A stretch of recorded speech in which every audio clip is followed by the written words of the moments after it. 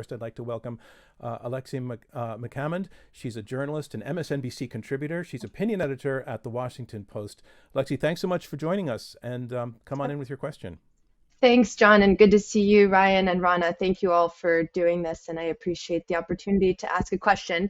As I'm known to do, I'm going to ask two quick questions. The first for you, Ryan, is are you guys considering at all any candidates who are currently running in the Republican presidential primary or folks who have dropped out? And then the second question for both of you, we talk a lot about polls showing dissatisfaction with both nominees. We see the partisanship across so many different issues.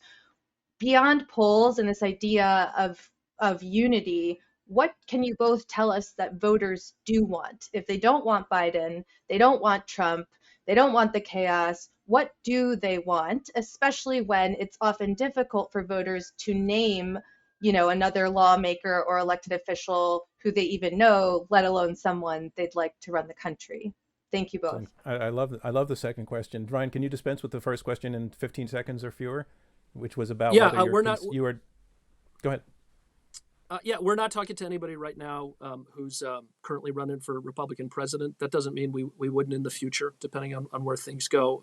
We'll be doing a lot of diligence and vetting as we get to the back half of the year and release more details on our nomination process. What do they want? Yeah.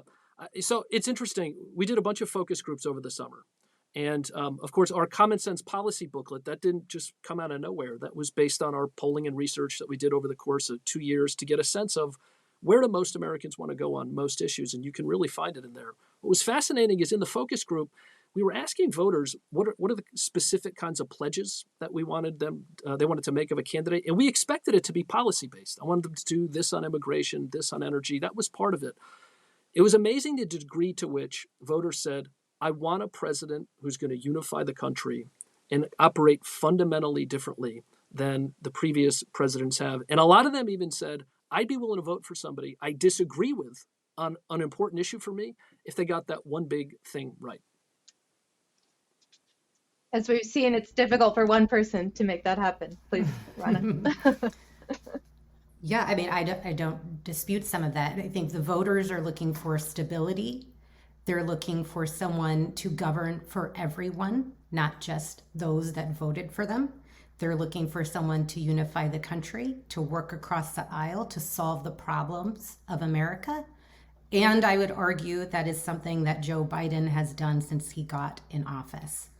They're looking for someone to prioritize reproductive freedom, to ensure the wealthy pay their fair share so that we can, have a vibrant country again, to ensure healthcare is affordable for everyone, to ensure there's common sense gun policies passed. And I would also argue Joe Biden has done a lot around these issues. He's passed over 300 bipartisan bills. He's really done what he can to take the political temperature down, but he doesn't control the entire electorate. He doesn't control the entire country.